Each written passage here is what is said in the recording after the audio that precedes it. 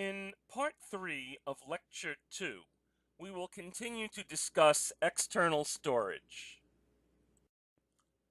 Magnetic disks were the most popular external storage medium before optical disks came out, and they still remain popular.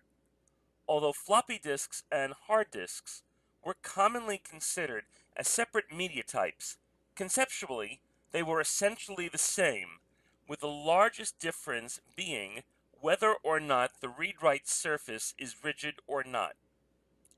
In both cases, disks have used magnetic oxide particles embedded on their surfaces and were organized into concentric circles that were called tracks.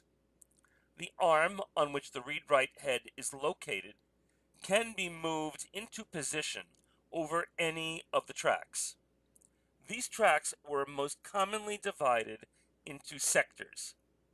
On PCs, most disk tracks are divided into 9 sectors. On most systems, we will typically read or write a sector at a time.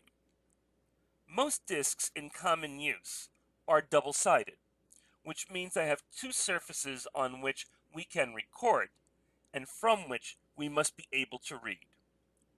Larger disk drives may have multiple disks, each of which may be written on both sides. When we talk about corresponding tracks on the various disk surfaces, we collectively refer to them as a cylinder because they form a cylindrical shape and because the arm is positioned so that any of the tracks could be read given the arm's position. The first commercial computer system in the United States, the UNIVAC, used magnetic tape as its external storage medium. And as late as the 1960s, if a movie director wanted to show a computer at work, he would simply show the tape drives of a computer spinning.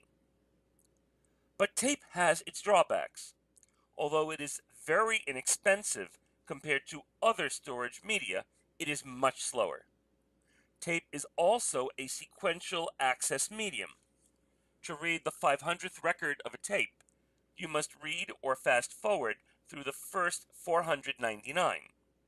And reversing the tape 300 records usually means rewinding to the beginning and fast forwarding through the first 299. Disk is a direct access medium, which allows the system to go directly to the desired records without reading or fast forwarding through so many others.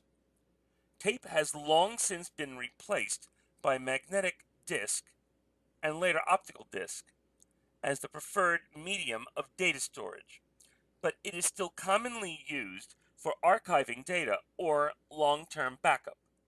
Currently, tape is beginning to lose this role to removable hard disk and optical storage media.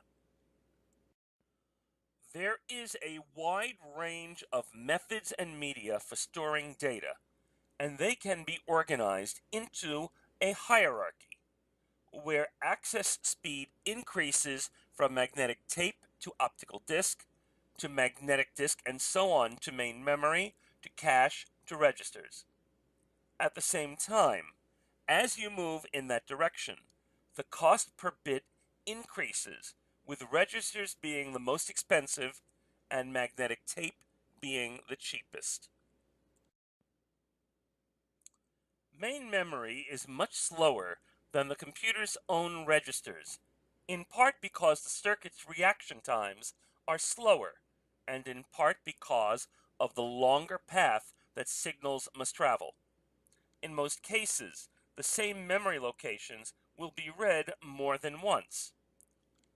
We can store them in a temporary location called the cache, whose path to and from the CPU is much shorter than main memories, and whose circuits react much more quickly.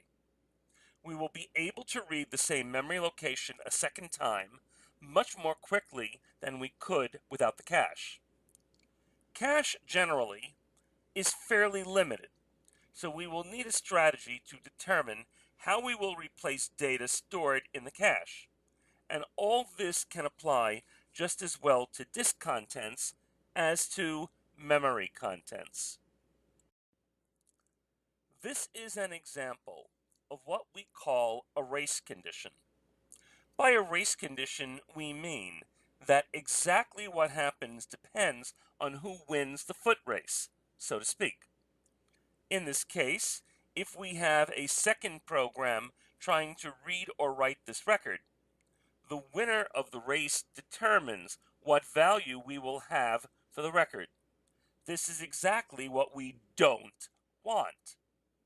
We should see the record reflect the changes made by both programs, not one or the other, depending on who gets there first.